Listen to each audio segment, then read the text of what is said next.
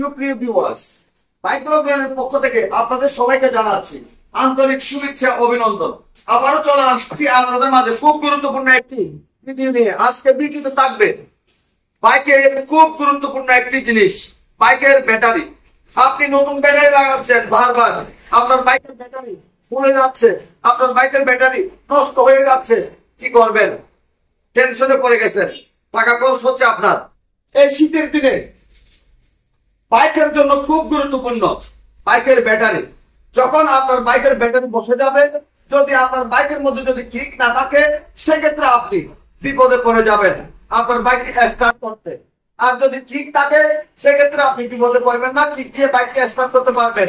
তো এই বাইকের ব্যাটারি আমি চেক করব কেমন আছে, এবং এই বাইকটির আর ইউনিটের কি অবস্থা, এবং এই বাইকটি কি কারণে সকালবেলা সেলফ দিয়ে স্টার্ট করতে পারতেছে না। এই বাইকের মধ্যে কিন্তু কিক আছে, সেজন্য স্টার্ট করতে পারতেছে, কিন্তু সেলফ দিয়ে স্টার্ট করতে গেলে মিটারের আলো সব নিভে যাচ্ছে। তো ব্যাটারিটা ভালো আছে কিনা এই বিষয়টি চেক করার জন্য আমাদের লাগবে মাল্টিমিটার। এখন ব্যাটারির কি অবস্থা আছে এই বিষয়টা চেক করতেছি। তো আপনারা দেখতে পাচ্ছেন 13.58 দেখাচ্ছে। 13.58 দেখার কারণ হচ্ছে বাইকটি চালিয়ে এখানে আসছে, সেজন্য ব্যাটারিতে একটু চার্জ হয়েছে, সেজন্য একটু বেশি দেখাচ্ছে। তো আপনারা দেখতে পাচ্ছেন 13.58। 13.58 হলে এই বাইকের ব্যাটারি ভালো আছে। 13+ যদি থাকে, বাইকের ব্যাটারি একদম স্ট্রং। এখন আমাকে কিন্তু ব্যাটারি স্ট্রং দেখাচ্ছে।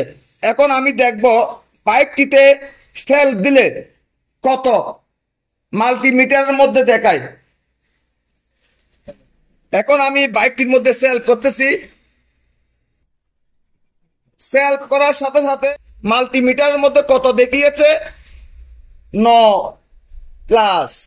যদি 9+ দেখায়, সেক্ষেত্রে আপনার বাইকের এই ব্যাটারি দিয়ে আপনার বাইকটি সেলফ দিয়ে স্টার্ট হতে চাইবে না। সর্বোচ্চ কত থাকতে হবে? যখন আপনি আপনার বাইকটিতে সেলফ করবেন, তখন অবশ্যই 10+ থাকতে হবে। যদি 10-এর নিচে চলে আসে, সেক্ষেত্রে আপনার বাইকটি সেলফ দিয়ে স্টার্ট হবে না। আর আপনার বাইকের ব্যাটারি বারবার ফুলে যাচ্ছে, আপনি নতুন ব্যাটারি লাগাচ্ছেন কিন্তু আপনার বাইকের ব্যাটারি ফুলে ফেটে যাচ্ছে, সেজন্য আপনি মাল্টিমিটারের মধ্যে কিভাবে চেক করবেন? আপনার বাইকটি আপনার প্রথমে কি করতে হবে? স্টার্ট করতে হবে। তো আমি বাইকটি স্টার্ট করে নিলাম।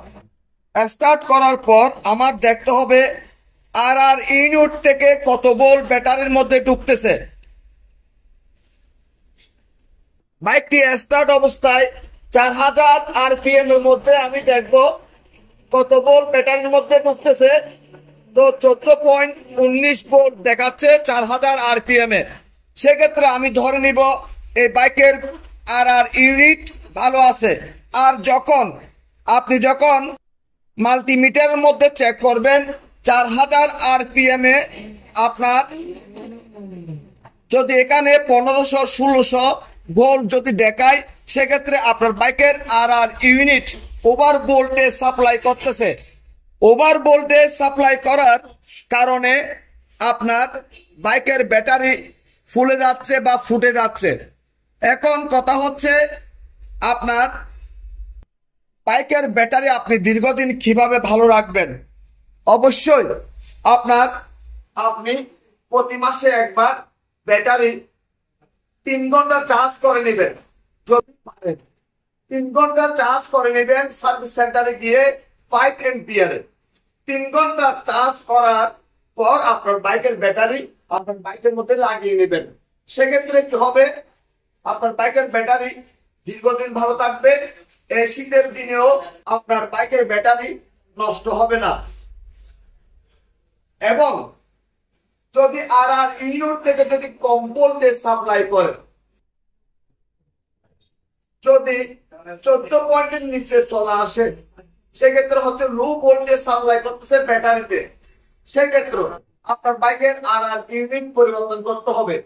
যদি 14.55 উপরে চলে যায় আপনার বাইকের আর ইউনিটের ভুল, সেক্ষেত্রে আপনার বাইকের আর ইউনিট পরিবর্তন করতে হবে। আপনার বাইকের ব্যাটারি দীর্ঘদিন ভালো থাকবে। আপনাদের যদি আমার আজকের ভিডিও যদি ভালো লেগে থাকে, লাইক করবেন, কমেন্ট করবেন এবং বেশি বেশি করে শেয়ার করবেন।